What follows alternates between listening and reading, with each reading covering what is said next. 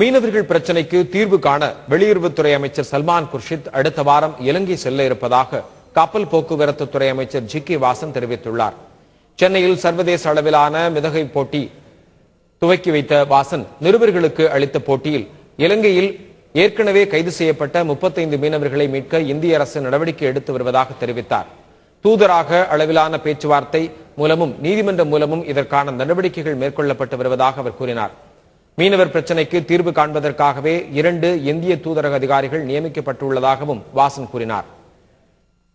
கைது செய்யப்பட்ட மீனவர்களையும் அவர்களோடு பறிமுதல் செய்யப்பட்ட படகுகளையும் மீட்கக்கூடிய நடவடிக்கைகளை மத்திய அரசு இந்திய தூதரகத்தின் மூலம் இலங்கை அரசோடு பேசிக் கொண்டிருக்கிறது.